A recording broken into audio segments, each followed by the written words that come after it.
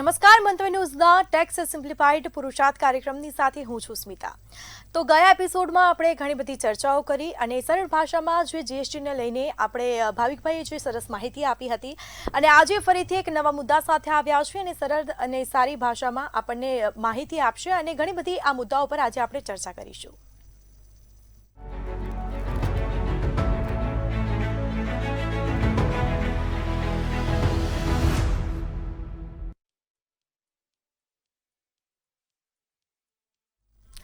તો આપણી સાથે પુરુષાર્થના ફાઉન્ડર જોડાઈ ચૂક્યા છે ભાવિકભાઈ શાહ. જી, મંતવ્ય ન્યૂઝમાં આપનું સ્વાગત છે. જી નમસ્કાર. જે રીતે અમારા દર્શક મિત્રોને ગયા એપિસોડમાં સરસ માહિતી આપી અને ફરીથી એક નવા મુદ્દા સાથે આપણે આવ્યા છીએ, તો GSTR 3B એ શું છે તેના વિશે થોડી માહિતી આપશો.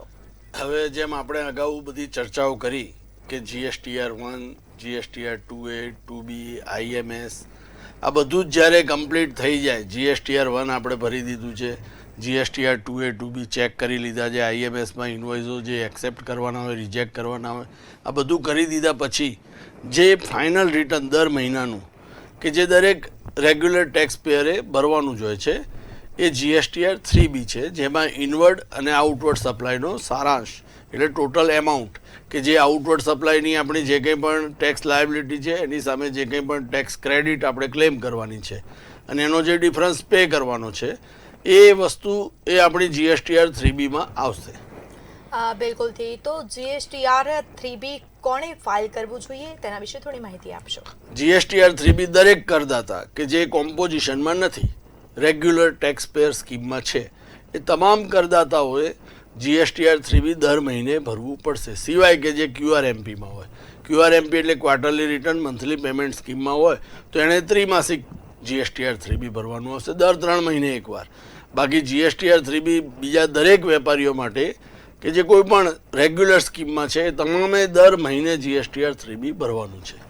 બિલકુલથી. તો આપે આ જે માહિતી આપી GSTR 3B ક્યારે ભરવાનું, હવે તેની ફાઇલ કરવાની નિયમિત તારીખ શું હોય છે તેના વિશે થોડી. GSTR 3B દર મહિનાની જે મહિનો પૂરો થાય, જેમ કે જાન્યુઆરી મહિનો પૂરો થયો તો એનું GSTR 3B જે ભરવાની તારીખ છે 20 તારીખ છે અને જો QRMP સ્કીમમાં હોય તો એને ક્વાર્ટરલી 22 કે 24 તારીખ એ જે ક્વાર્ટર પૂરું થાય, જેમ કે જાન્યુઆરી, ફેબ્રુઆરી, માર્ચ એટલે માર્ચ એ આખું ક્વાર્ટર પૂરું થશે એની 22 કે 24 એપ્રિલ સુધીમાં એને GSTR 3B સમયસર ભરી દેવું જરૂરી છે, અધરવાઇઝ લેટ ફીને બધું લાગે છે.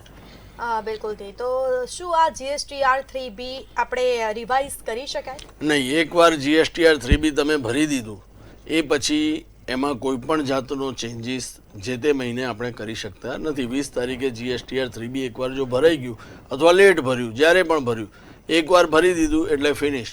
પછી એમાં તમે કોઈ પણ પ્રકારનું રિવિઝન કે એડિશન, એલ્ટરેશન કશું જ કરી શકતા નથી.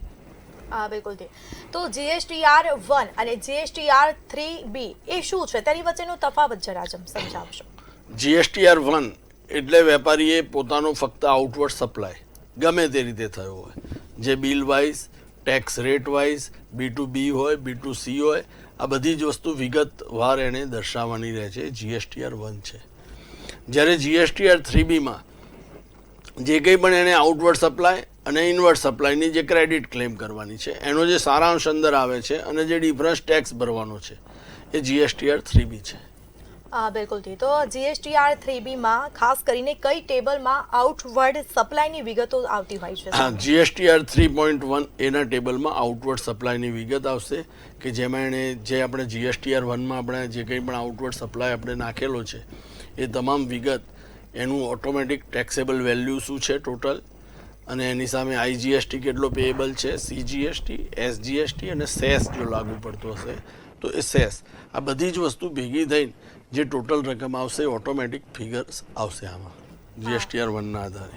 બિલકુલથી. તો આ નીલ GSTR 3B ક્યારે ફાઇલ કરી શકાય? જે તે મહિના દરમિયાન જો કોઈ પણ પ્રકારનું સેલ કે પરચેસ નથી, એટલે કે કોઈ પણ પ્રકારનું આપણી આઉટવર્ડ લાયબિલિટી નથી અથવા તો કોઈ પણ ઇનવર્ડ આપણે પરચેસ પણ નથી કરી, તો એવા સમયમાં પણ નીલ GSTR 3B દર મહિને કે દર ક્વાર્ટરલી વિચ એવર એપ્લિકેબલ એ ભરવું ફરજિયાત છે. બિલકુલથી. તો આ જે ટેબલ 4 છે તેમાં ખાસ કરીને ITC કેવી રીતે દર્શાવી શકાય તેના વિશે માહિતી આપશો.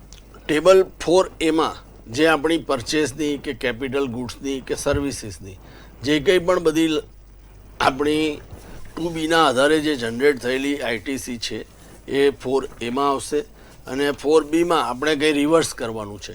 આઈટીસી આપણે પાછી આપવાની છે. કોઈ મહિને ખોટી લઈ લીધી છે કે કોઈ ક્રેડિટ નોટ ઇસ્યુ થયેલ છે તો એ બધી જે કંઈ પણ નેટ સેટ બધું થશે એ 4A 4Bના આધારે આઈટીસી ક્રેડિટ ક્લેમ થશે.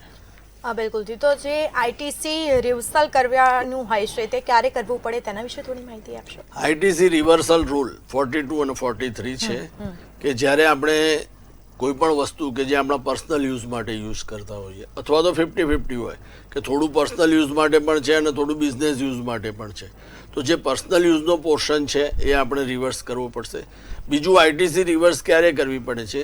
જ્યારે એક જ વસ્તુ છે એ બે પ્રોડક્ટમાં વપરાય છે. એક પ્રોડક્ટ ટેક્સેબલ છે અને બીજી પ્રોડક્ટ એક્ઝેમ્પ્ટ છે. તો આપણી જે કંઈ પણ પરચેસ છે એ જ્યારે આપણે પરચેસ કરીએ છીએ સર્વિસીસ, તો એ સર્વિસીસ બંને જગ્યાએ વપરાય છે.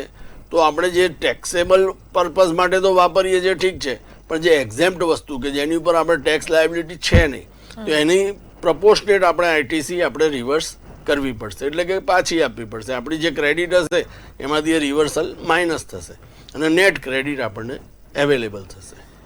જે રીતે ભાવિકભાઈ આપણે આપ જે સરસ માહિતી આપી રહ્યા છો દર્શક મિત્રોને, અને હવે થોડીક એવી ચર્ચા કરીશું કે આ રિટર્ન મોડા ફાઇલ કરીએ તો તેને લઈને વ્યાજ કેટલું લાગતું હોય છે? GSTR 3B આપણે જ્યારે ભરીએ 20 તારીખ સુધીમાં ભરી દેવાનું હોય છે, પરંતુ જો આપણે મોડું ભરીશું અને આપણે ટેક્સ પણ મોડો ભરીશું, 20 તારીખ પહેલાં જો ટેક્સ ભરી દીધો હશે, કેશ લેજરમાં બેલેન્સ હશે તો વ્યાજ નહીં લાગે. અધરવાઇઝ જો મોડો આપણે ભરીશું તો વાર્ષિક 18% લેખે, એટલે કે માસિક 1.5%. દર મહિને વ્યાજ આપણે જ્યારે બીજા મહિને જ્યારે રિટર્ન ભરવા જઈશું, જેમ કે આજે જાન્યુઆરી મહિનાનું રિટર્ન 20 ફેબ્રુઆરી સુધીમાં ભરવાનું હતું, પણ આપણે 20ની બદલે 25 ફેબ્રુઆરીએ ભરીશું, ટેક્સ પણ મોડો ભરીશું, તો એ 5 દિવસ માટે પણ આખા મહિનાનું વ્યાજ લાગશે 1.5% લેખે. એટલે 10,000 ટેક્સ ભરવાનો છે તો 150 રૂપિયા ઇન્ટરેસ્ટ ભરવું પડશે. અને ઇન્ટરેસ્ટ ક્યારે ભરવાનું છે? કે જ્યારે ફેબ્રુઆરીનું રિટર્ન આપણે ભરીશું ત્યારે. કારણ કે આજે આપણે જ્યારે મોડું ભરીએ છીએ, કેટલું મોડું થયું એની કેલ્ક્યુલેશન સિસ્ટમ ઓટોમેટિક કરશે અને સિસ્ટમ ઓટોમેટિક જનરેટ કરશે, એટલે ફેબ્રુઆરીમાં જાન્યુઆરી મહિનાની લેટ ફી હોય કે ઇન્ટરેસ્ટ હોય બધું કેલ્ક્યુલેટ થઈને આવશે. બિલકુલથી. તો આની લેટ ફી કેટલી હોય છે? લેટ ફી GSTR 3B જો નીલ હોય તો 20 રૂપિયા પ્રતિ દિવસ છે, એટલે 10 રૂપિયા CGST, 10 રૂપિયા SGST.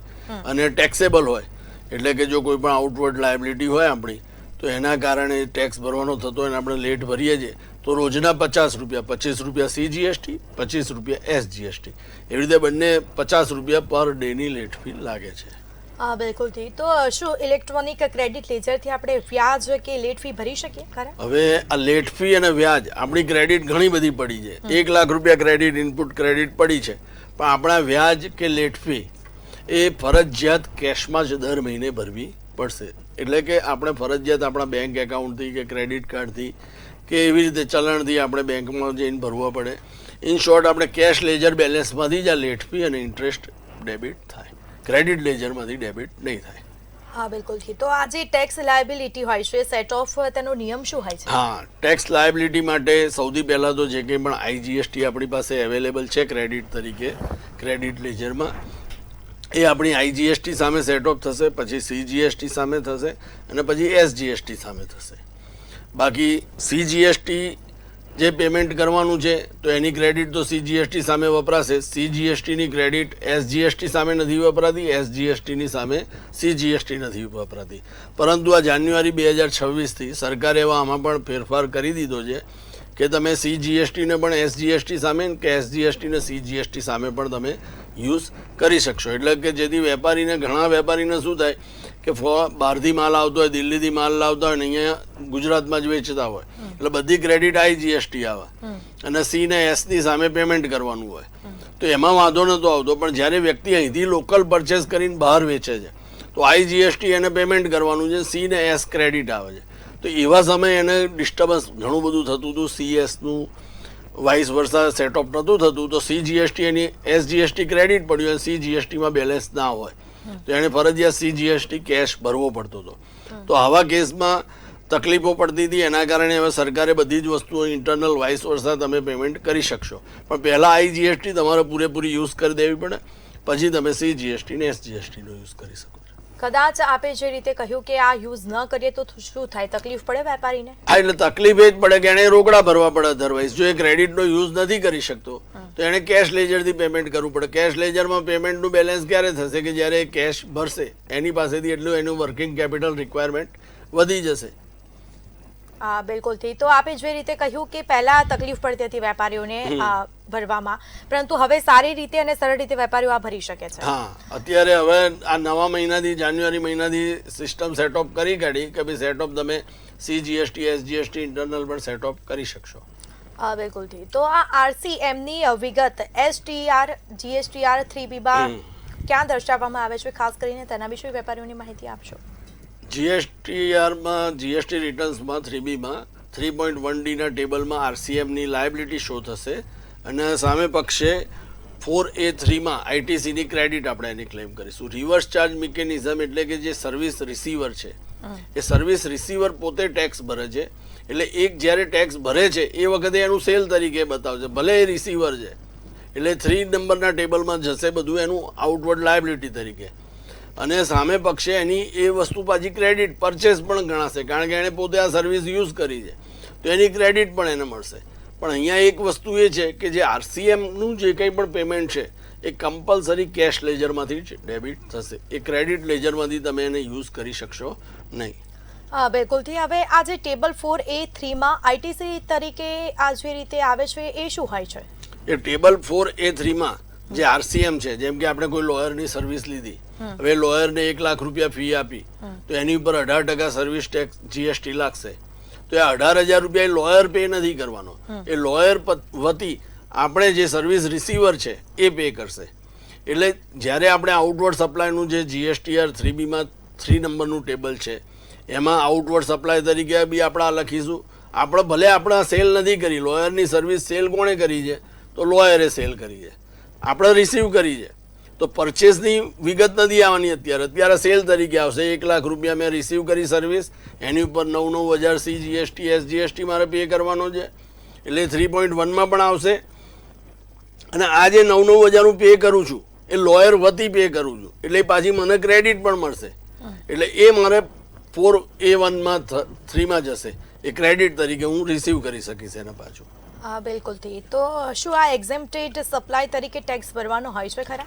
ના, એક્ઝેમ્પ્ટેડ સપ્લાય ઉપર કે નીલ રેટેડ ઉપર કોઈ પણ જાતનો GST ભરવાનો નથી. પણ એમાં જે કંઈ પણ આપણે જેટલું પણ આપણે મહિના દરમિયાન સેલ કર્યું છે એ એનું 3.1Cના ટેબલમાં પણ શો કરવાનું છે. એટલે બેઝિકલી 3 નંબરનું ટેબલ જે છે એ પૂરેપૂરું આપણું આઉટવર્ડ સપ્લાયનું છે કે ટેક્સેબલ છે, રિવર્સ ચાર્જ છે, એક્ઝેમ્પ્ટેડ છે, નીલ રેટેડ છે, એ બધું ત્યાં આગળ આપણે શો કરવાનું છે. બિલકુલથી. તો આજે ઇન્ટરેસ્ટ ગણવા માટે નેટ કેશ લાયબિલિટીનો નિયમ શું હોય છે તેના વિશે થોડી વેપારીઓને દર્શક મિત્રોને માહિતી આપશો.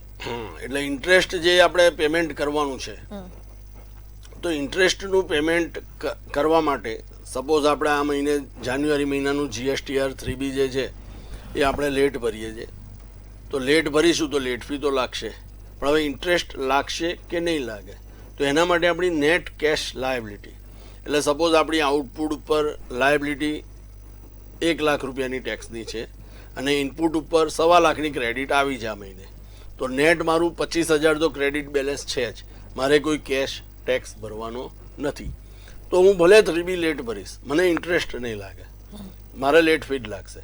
પણ સપોઝ આ જ વસ્તુ સપોઝ 1 લાખ રૂપિયાની મારી આઉટપુટની લાયબિલિટી છે, 80,000 જ ઇનપુટની ક્રેડિટ છે, તો 20,000 રૂપિયા જે મારે કેશ ભરવાના છે તો એની ઉપર મારે ઇન્ટરેસ્ટ ભરવું પડશે. એવી જ રીતે જો RCMની લાયબિલિટી છે, કારણ કે RCM કેશ ભરવાનો છે તો મારી 1 લાખની લાયબિલિટી છે ઇન્ક્લુડિંગ RCM છે, એમાં RCMના 10,000 છે, ક્રેડિટ ભલે 1.25 છે પણ મારે 10,000 રૂપિયા ઓલા કેશ ભરવાના છે તો મારી નેટ કેશ લાયબિલિટી આ મહિને 10,000ની છે. તો એ જો હું 5 દિવસ મોડું કરું છું કે 1 દિવસ પણ મોડું કરું છું તો મારે આખા મહિનાનું ઇન્ટરેસ્ટ આપવું પડશે. એટલે આ જે વ્યાજ છે એ માત્ર રોકડમાં જ લાગતું હોય હા, છે? રોકડ જે લાયબિલિટી આપણી છે, આપણી કેશ ટેક્સ કેટલો ભરવાનો થાય છે આ મહિને, જો કેશ ટેક્સ ભરવાનો નથી થતો, ક્રેડિટની સામે જ આપણી બધી લાયબિલિટી સેટઅપ થઈ જાય છે તો આપણે કેશ ટેક્સ ભરવાનો નથી તો કોઈ ઇન્ટરેસ્ટની લાયબિલિટી આવશે નહીં. પણ જો કેશ ટેક્સ ભરવાનો આવે છે તો એની ઉપર ઇન્ટરેસ્ટ લાગશે. તો ઓનલાઈનમાં લાગી શકે? હા. ઓકે. તો જે રીતે આપે સમજાવ્યું કે આ જે કેશમાં હોય તો પછી આપણે કહી શકાય કે ટેક્સ લાગી શકે છે અને ઓનલાઈનમાં નથી હા, લાગતો. ક્રેડિટ જે આવી છે આપણે એ ક્રેડિટની સામે સેટ ઓફ થાય છે અને ક્રેડિટ આગળ કેરી ફોરવર્ડ થાય છે તો આપણે ઇન્ટરેસ્ટ લાગશે નહીં. તો શું આ એડવાન્સ પેમેન્ટ ઉપર જીએસટી ભરવો પડે ખરા? હા, એડવાન્સ પેમેન્ટ જેમ કે કોઈ સર્વિસ છે તો સર્વિસીસનું જ્યારે પણ એડવાન્સ પેમેન્ટ થશે તો જેમ પેમેન્ટ થતું જશે એમ એણે જીએસટી ભરતા રહેવાનું છે. પણ ગુડ્સના કેસમાં કે આપણે સપોઝ બહારગામથી દિલ્હીથી 100 મોબાઈલ મંગાવ્યા, 10 લાખનો માલ થાય છે, 10,000નો કે 1 લાખનો 10,000નો મોબાઈલ છે તો 10 લાખનો માલ થાય છે, આપણે 5 લાખ રૂપિયા એને એડવાન્સ આપ્યા છે. તો ગુડ્સ માટે એ વસ્તુ જરૂરી નથી. ગુડ્સ માટે એડવાન્સ ઉપર કોઈ ટેક્સ લાયબિલિટી આવતી નથી કારણ કે ગુડ્સની ડિલિવરી વિધિન ટાઈમ થઈ જાય છે. પરંતુ જ્યારે સર્વિસીસ છે, કોઈ આપણે સર્વિસ લઈએ છીએ, કન્સ્ટ્રક્શનની સર્વિસ લઈએ છીએ તો આપણું મકાન જ્યારે પૂરું થશે ત્યારે ઓલો બિલ્ડર બિલ બનાવશે, કોન્ટ્રાક્ટર. પણ જેમ આપણે એને એડવાન્સ પેમેન્ટ આપતા જઈશું એમ જીએસટી ફરજિયાત ભરતા રહેવું પડશે.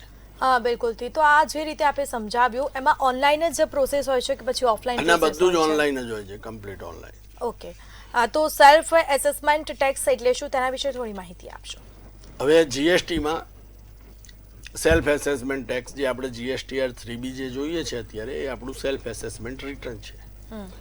આપણે જ કેલ્ક્યુલેશન કરી, આપણે જ આપણી બધી ઇનપુટ લાયબિલિટી, ઇનપુટ ક્રેડિટ નક્કી કરી, આઉટપુટ લાયબિલિટી ડિસાઇડ કરી કે આઉટપુટ લાયબિલિટીમાંથી ઇનપુટ ક્રેડિટ આપણે જે કંઈ પણ આપણે કેલ્ક્યુલેશન કર્યું છે આપણા બુક્સ ઓફ એકાઉન્ટના આધારે, આમાં કોઈ જીએસટી ઓફિસરે હજી સુધી કશું ચેકિંગ કર્યું નથી. જે વેપારીએ પોતે નક્કી કર્યું છે એ પ્રમાણે એ જે કંઈ પણ લાયબિલિટી આવે છે that is called self assessment tax. એણે પોતે નિર્ધારિત કરેલો વેરો એ ચૂકવે છે. એટલે વેપારી અત્યારે જે કંઈ પણ જીએસટીઆર 3Bમાં જે બી લાયબિલિટી શો કરે છે એની સેલ્ફ એસેસ લાયબિલિટી છે અને એ પેમેન્ટ કરશે. હા, બિલકુલથી. તો આ જે રીતે આપ માહિતી આપી રહ્યા છો કે જીએસટી વેપારીઓને આ બધી માહિતી ખબર હોય છે ખરા? આમ હા, ઘણા બધાને ખબર હોય, નથી હોતી તો પોતે ટેક્સ કન્સલ્ટન્ટનો ને એમનો લાભ લે છે, સેવા લે છે. અને કદાચ એમાં ગળમથલ થઈ તો એમાં ગડમથલ થશે તો પછી આગળ ઇન્ટરેસ્ટ, પેનલ્ટી આ તે બધું આવી શકે છે. અને કદાચ ટેક્સ ના ભર્યો કે પછી રિટર્નને લઈને કંઈ પ્રોબ્લેમ થઈ તો એમાં વેપારીના ધંધાને કઈ અસર પડે? વેપારીની ગુડવિલ ડિસ્ટર્બ થાય કારણ કે જીએસટી એ ઓનલાઈન છે બધું જ. આજે તમે જે કંઈ પણ બિલ્સ આ તે બધું જો મોડા અપલોડ કરશો, એક રિટર્ન નહીં ભરી શક્યું તો તમે બીજા રિટર્ન પણ આગળ નથી ભરી શકવાના. તો એના કારણે સામે વેપારીને ક્રેડિટ નહીં મળે. આજે તમે બિઝનેસ કરો છો, તમે ગુડ્સ પરચેસ કર્યો, જાન્યુઆરીમાં પરચેસ કર્યો, હવે વેપારીએ જાન્યુઆરીનું જે રિટર્ન ફાઇલ કરવાનું છે એ જીએસટીઆર 1 એ ફાઇલ નહીં કરશે તો તમને ક્રેડિટ મળશે નહીં. તમે તમારા જીએસટીઆર 3Bમાં ક્રેડિટ ક્લેમ નહીં કરી શકો કારણ કે ઇનપુટ ટેક્સ ક્રેડિટ તમે એટલી જ ક્લેમ કરી શકવાના છો જેટલી તમારા જીએસટીઆર 2Bમાં શો થાય છે. જીએસટીઆર 2Bમાં ક્યારે શો થશે તો જો જાન્યુઆરી મહિનામાં તમે પરચેસ કરી છે, જાન્યુઆરીનું જીએસટીઆર 1 ભરવાની છેલ્લી તારીખ 11 ફેબ્રુઆરી છે. વેપારી જો 11 ફેબ્રુઆરી પહેલા જીએસટીઆર 1 ફાઇલ નથી કરતો તો તમે ક્રેડિટ ક્લેમ નથી કરી શકવાના. વેપારીએ ભલે 14 તારીખે ભરી નાખ્યું, 12 તારીખે ભર્યું, 13 તારીખે ભર્યું તો પણ તમને ક્રેડિટ નેક્સ્ટ મંથમાં મળશે. તમે આજે માલ વસ્તુ લઈથી એ વેચી મારી આગળ તો તમારો તો તમારા આઉટપુટ ઉપર ટેક્સ ભરવાનો છે. તમારું જીએસટીઆર 1માં લાયબિલિટી આવી જશે પણ 2Bમાં ક્રેડિટ આવી નહીં તો તમારે કેશ ભરવા પડશે. તો તમારા માથે એટલું કેશ એરેન્જમેન્ટ કરવી પડશે. પછી ભલે બીજા મહિને ક્રેડિટ મળશે કારણ કે જ્યારે વેપારી એ મોડું ભરશે તો મોડી ક્રેડિટ મળશે, પણ આજે તો પૈસા ઇન્વેસ્ટ કરવા પડશે ને. તો એના કારણે જે તે વેપારી આજે કોની પાસેથી માલ લેવાનું પસંદ કરશે કે જે નિયમિત હોય, જે રેગ્યુલરલી એના ટેક્સ લાયબિલિટીઝ બધું પે કરી દેતો હોય. બરાબર? હા, બિલકુલથી. તો આપે જે રીતે કહ્યું કે વેપારી સમયસર ટેક્સ ભરે અને રિટર્ન ભરે તો તકલીફ નથી પડતી, પણ કદાચ જીએસટી વિભાગના અધિકારીઓ તો આ બધી બાબતે નજર તો રાખતા જ હશે. હા હા, કમ્પ્લીટલી નજર રહે. જીએસટીઆર 3B તમે 20 તારીખ છે નથી ભરતા, 14 તારીખે જે જીએસટીઆર 2B જનરેટ થાય 15 તારીખથી મેસેજ આવવાના ચાલુ થઈ જાય છે ત્યારે કે ભાઈ તમે જીએસટીઆર 3B ભરો, don't wait till last date, avoid last date rush. કે ભાઈ છેલ્લા દિવસે શું છે કે સર્વર હેંગ થઈ જાય, આ થાય, એ બધું પ્રોબ્લેમ્સ થાય છે. તો એ બધી માટે એ લોકો 15 તારીખથી મેસેજ ચાલુ કરી દે. 20 તારીખે કટ ઓફ ડેટ છે, જીએસટીઆર 3B તમે નથી ભર્યું. 21 તારીખથી તમને મેસેજ અને ઈમેલ આવવા માંડે જે તમારો રજિસ્ટર્ડ મોબાઈલ ઈમેલ આઈડી છે એની ઉપર તમારે કમ્પ્લીટલી મેસેજ આવે છે કે તમારું ડિફોલ્ટ છો, તમે આ મહિનાનું GSTR 3B નથી ભર્યું, ટાઈમસર ભરી દો. 3 મહિના તમે નથી ભરતા કન્ટિન્યુઅસલી તો તમારો નંબર પણ એ લોકો સસ્પેન્ડ કરી નાખે છે. બિલકુલ થી એટલે કદાચ એવી તારીખ હોય કે હવે આ 20 તારીખ છેલ્લી છે, નથી ભરતા, અને વેપારીને એવું થયું કે ભાઈ આજે 20 તારીખ છેલ્લી છે તો ભરી દઈએ, પણ કદાચ એવા ઘણા વેપારીઓ હોય છે કે છેલ્લા દિવસે જાગતા હોય છે અને ભરે, તો પછી એના કારણે સર્વરમાં કંઈક તકલીફ પડે તો, અને કદાચ સ્કીપ થઈ ગયું તો પછી સ્કીપ થઈ ગયું તો બીજા દિવસે ભરે, લેટ ફી સાથે ભરે પછી નેક્સ્ટ મંથ. બિલકુલ એમાં બીજું કોઈ ઓપ્શન છે નહીં. સન્ડે આવતો હોય, કોઈ તહેવાર આવતું હોય, વોટ એવર આવતું હોય, લાસ્ટ ડેટ 11 છે એટલે 11 જ છે. હવે 11 તારીખે સન્ડે આવ્યો તો ભલે ને, ઓફિસ બંધ છે, મારો CA નથી, બહાર ગામ ગયો, ઉત્તરાયણ આવી, દિવાળી આવી, બેસતું વરસ આવ્યું, બધા તહેવારો આવે જ છે તારીખો પ્રમાણે. હા, કદાચ સરકાર અમુક ટાઈમે ડેટ એક્સટેન્શન આપે છે 2-3 દિવસનું, કે દિવાળીના ફેસ્ટિવલમાં આપી હતી તેવી રીતે આપે. બાકી અધરવાઇઝ આપણે તો કટ ઓફ રાખવાનો જ છે કે ભાઈ આપણે 11 તારીખ પહેલા 10 તારીખે પૂરું જ કરી દેવાનું. 20 તારીખ લાસ્ટ ડેટ છે એટલે 19 તારીખે કરી દેવાનું. 20 તારીખે ઘણા વેપારી એવું કરે છે કે લાસ્ટ મોમેન્ટે ટેક્સ ભરે, સાંજે 3 વાગે છે એક બપોરે, બપોરે 3 વાગે ટેક્સ ભરે GST નો. જ્યાં સુધી GST ના પોર્ટલમાં કેશ લેજરમાં બેલેન્સ નહીં આવે ત્યાં સુધી તમારી લાયબિલિટી અંદર સેટ ઓફ થતી નથી. એટલે લાયબિલિટી સેટ ઓફ ના થાય તો તમે GSTR 3B ફાઇલ નથી કરી શકતા. એટલે ઘણી વખત એવું થાય છે કે સાંજે ટેક્સ ભર્યો છે 3:30 વાગે, 4 વાગે ઓનલાઈન પેમેન્ટ કર્યું, એ વખતે સર્વરમાં કંઈક ઇસ્યુ આવ્યો અને પેમેન્ટ ક્રેડિટ નથી આવતું સામે GSTમાં, તો 3B રહી જાય તો બીજા દિવસે ભરો તો નેક્સ્ટ મંથમાં 50 રૂપિયા પેનલ્ટી આવશે, ઇન્ટરેસ્ટ પણ લાગશે. તો એ લાગે, જવાબદારી છે વેપારીની. હા, બિલકુલ. તો શું આ GSTR 3B માં નેગેટિવ લાયબિલિટી દર્શાવી શકાય ખરી? હા, GSTR 3B માં પહેલા તો નેગેટિવ લાયબિલિટી નથી શો થતી, પરંતુ હવે નવા નિયમ મુજબ જ્યારે વેપારીએ વેચાણ કર્યું આ મહિને, કે સપોઝ 10 લાખનું વેચાણ કર્યું છે, એને કોઈ કારણોસર ક્રેડિટ નોટો વધી ગઈ, કે સેલ્સ રિટર્ન બહુ આવ્યું છે, તો એ સેલ્સ રિટર્નની ક્રેડિટ નોટો એને ઇસ્યુ કરી હોય, તો એના કારણે એની આઉટપુટ કરતા એની જે ક્રેડિટ નોટ વધી ગઈ છે એના કારણે નેગેટિવ લાયબિલિટી થશે. તો એ નેગેટિવ લાયબિલિટી થશે એટલે કે એક જાતની ક્રેડિટ થઈ એની ટેક્સની. કારણ કે બેઝિકલી GSTR 3B માં શું છે કે આઉટપુટમાંથી ઇનપુટ માઇનસ થાય અને નેટ લાયબિલિટી રહે, અથવા તો ક્રેડિટ કેરી ફોરવર્ડ થાય. પણ આ કેસમાં આઉટપુટ જ નેગેટિવ છે, તો નેગેટિવ લાયબિલિટી સાથે GSTR 3B આપણે ફાઇલ કરી શકીએ છીએ. બિલકુલથી. તો ભાવિકભાઈ, આપે જે રીતે આ માહિતી આપી છે એ બધા જે સવાલો કર્યા એટલે દર્શક મિત્રોને સારી રીતે સમજાય તો ગયા જ હશે, પરંતુ સારી એવી અમારા દર્શક મિત્રોને અને વેપારીઓને ટિપ્સ આપજો. હવે આજે GSTR 3B એ દર મહિનાનું ફાઇનલ રિટર્ન છે, કે ભાઈ આ મહિના જાન્યુઆરી મહિનાનું ફાઇનલ રિટર્ન કહેવાય તો GSTR 3B.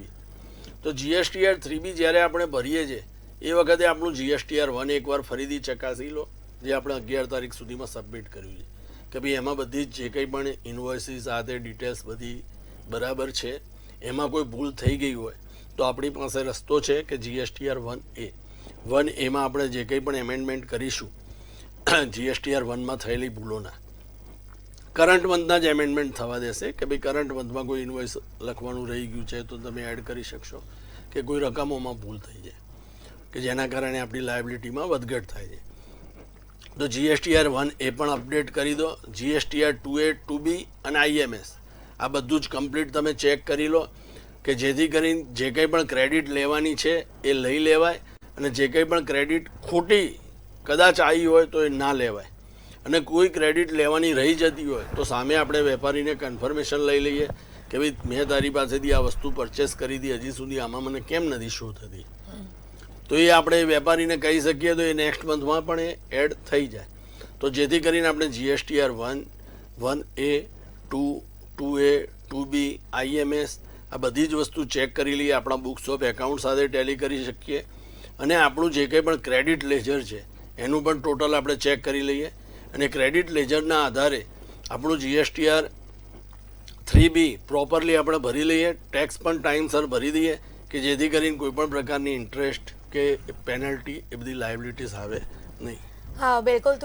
તો ભાવિકભાઈ, જે રીતે આપે સરસ માહિતી આપી અમારા દર્શક મિત્રોને, સરળ અને સાદી ભાષામાં જે પ્રશ્નો કર્યા એને સરસ વિગતવાર માહિતી આપી, તે બદલ આપનો ખૂબ ખૂબ આભાર.